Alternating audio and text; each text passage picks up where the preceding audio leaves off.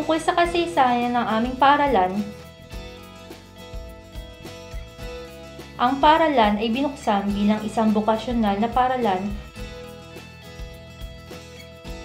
noong 1954 at mula noong 1995 ito ay naging Osaka Social Welfare College, isang paaralan na nagdadalubhasa sa pagbuo ng profesional na mapagkukunan ng tao para sa pangmatagalang pag-aalaga.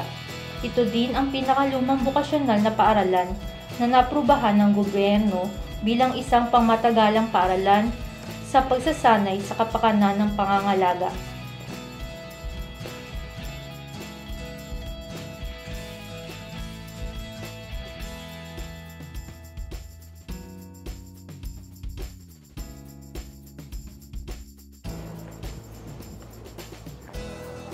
Magandang araw! Magandang araw! Ako nga pala si Christine Morecho, nakatira sa Makati, Philippines, at ngayon gusto ko sa inyo ipakilala kung gaano kaganda ang Osaka Social Welfare College.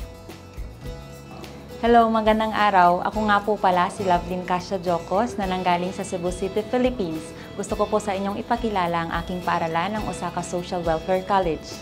Ang gusaling paaralan ay tinayo muli noong 2013 at ito ay napakagandang paaralan. Ito ay may 4 na palapag na paaralan at nahahati sa 2 uri. Una, mga silid-aralan na kung saan nag-aaral ng mga teorya at konsepto. Pangalawa, praktikal na silid-aralan kung saan nag-aaral ng mga teknikal na kasanayan sa isang araw.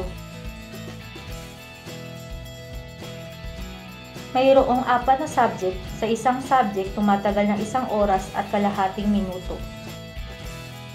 Ito ay isang silid paaralan kung saan 4 na po ang mga mag-aaral bawat klase kung saan sila nag-aaral ng mga teorya at konsepto ng pag-aalaga.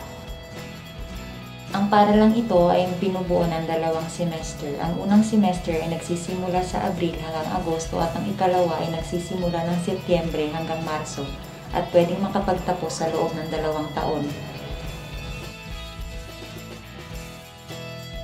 Ang silid-aralan na ito ay ginagamit sa pagsasanay na pan-teknikal. Dito kami sinasanay na tamang pamamaraan ng pag-aalaga gamit ang lahat na natutunan sa silid-paaralan.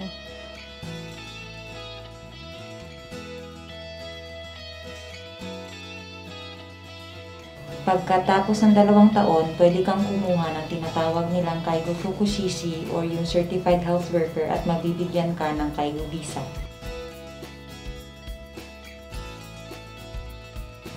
At kung nais mo namang mag-aral ng karagdagang 2 taon sa isang universidad ay pwede ring gamitin ang nakuhang diploma. Sa kasalukuyan, sa paaralang ito may iba't ibang lahi na nag-aaral katulad ng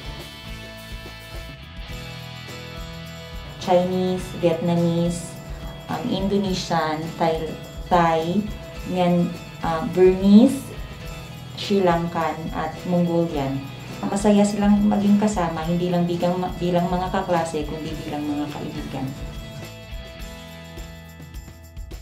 Alam naman natin lahat na ang bansang Japan ay isa sa mga safest country and madaming oportunidad para sa atin. Hindi natin sa bansang Pilipinas medyo maliit ang sahod.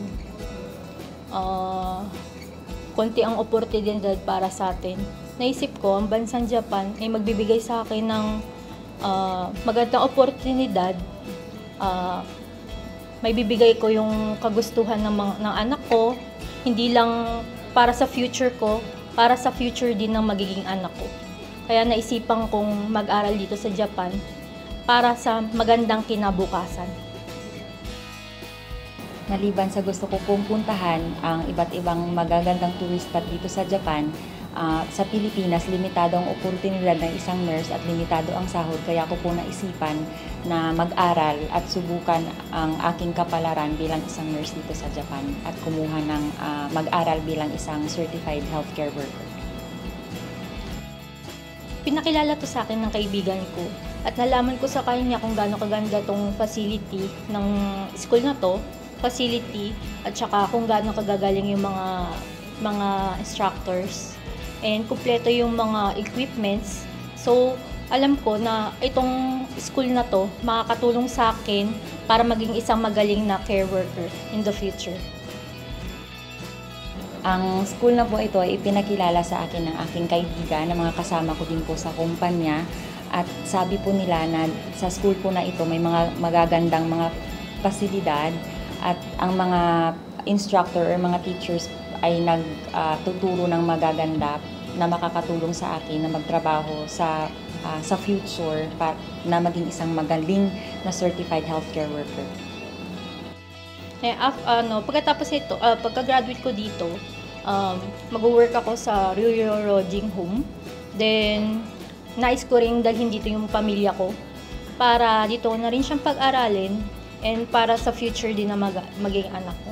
Then, hanggang kaya ko, gusto kong magtrabaho hanggang 65 years old, hanggang kakayanin.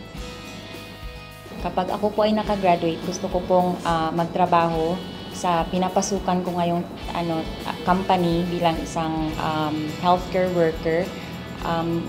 Siguro mga 5 taon or 10 taon, at gusto ko pong dalhin yung aking magiging asawa at bumuo ng sariling pamilya dito sa Japan.